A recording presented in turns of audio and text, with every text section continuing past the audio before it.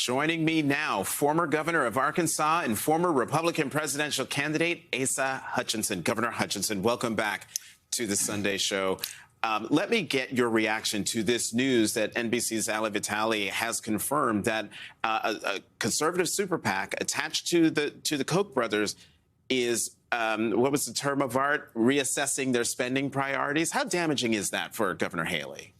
It hurts because they gave the Koch network through their political action group were the grassroots operation. They were knocking on the doors in Iowa and obviously in South Carolina. So withdrawing that hurts some of the grassroots efforts. She's still going to have the funding that's needed to proceed on through Super Tuesday. You can see the money she's raising from the small dollar contributions, which makes all the difference and really speaks volume. But the donors, what you've got to watch, the large donors that joined in her campaign, how long will they stick with her? Mm-hmm. So Donald Trump won South Carolina with 58.9% of the vote.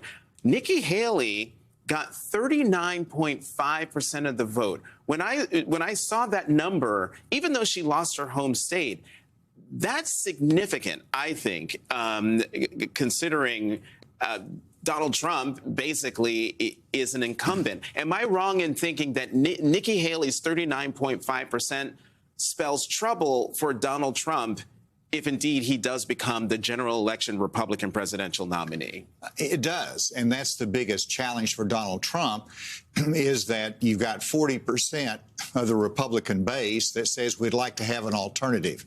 If 40% of the Democratic base had voted against Joe Biden, it would have been a national story and saying he's in trouble. Well, Donald Trump, he has a 20% victory there, and he ought to be congratulated for that. But it also spells that he's got a lot of work to do to try to shore up the Republican base and the independents. In South Carolina, Nikki Haley beat Donald Trump with independent voters. That's his biggest challenge in November. Mm-hmm. And independent voters made up 21% of the South Carolina Republican primary South Carolina electorate last night. You've been critical of Trump, as I said in the intro of the show, saying that he will turn the GOP into a pro-Putin party. But hasn't that already happened, given what Trump has said about NATO and members of Congress who are parroting his line? Well, he's trying to do that. I mean, clearly, he won't even criticize Putin for the death of the dissident Navalny. And so this is a real tragedy.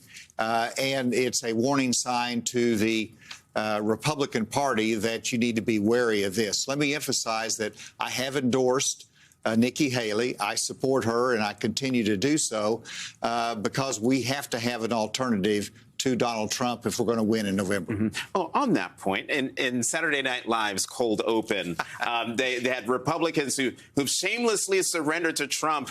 They were called out. Watch this. The man doesn't care about this country one iota. Sometimes I think he's downright dangerous. Mm. And you just endorsed him, right? Yeah, big time, big time. Trump gave you the name Little Marco, right? Yeah. Never been able to shake it. People still yell it at me in airports. He kind of made my life hell. And you endorsed him, right? Absolutely. Yeah. So, Governor, you just mentioned, I wanted to show that because just a second ago, you mentioned how you've endorsed Governor Haley, Nikki Haley. You're still behind her. But if she drops out of the race, will you endorse Donald Trump? Well, I'm not going to support a convicted felon. And, of course, that remains to be seen. So let's see who comes out of the Republican convention.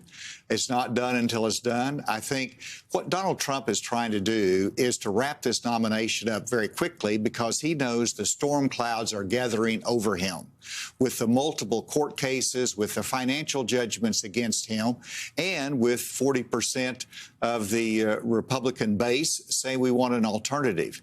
And so let's wait and see who comes out of the convention. I'm not going to support a convicted felon. Okay. And convicted felon, does he have to be convicted? let's say he's not convicted. Is he someone you could still support, given the pro-Putin bent, given him, likening himself to Navalny, given all the things that he has said? Well, there's not been anyone more critical of Donald Trump and his leadership than me. I did that for a year. It didn't get me where in the presidential race, but it was a matter of conviction and strong belief about where the Republican Party needs to go. So let's just not get ahead of the game. I'm going to be fighting hard for Nikki Haley. We've still got a convention ahead. We'll see where it goes. I understand that, but there are folks who are watching who I'm sure are screaming at the television. Why can't he just say that under no circumstances would he support Donald Trump? Great that you're supporting Nikki Haley, and hey, you could go in and write her name in November if Donald Trump is the nominee. Why not just say he does not represent the Republican Party that I've grown up in and that I'm a part of, and leave it at that? Well, the answer is I've always supported the Republican nominee. It's sort of a big deal to move a different direction, and I have still hope for the Republican Party. It's challenged because I see the direction and the challenge that Nikki Haley has in front of her. But we're going to work hard to see if we can change that between now and the convention. Okay, so Yes, I was going to say you have an open invitation to come back to the Saturday or the Sunday show, depending on what happens as we get closer to the Republican convention in Milwaukee in July. Asa Hutchinson, former governor of Arkansas, former Republican presidential candidate, thank you very much for coming back to the Sunday show.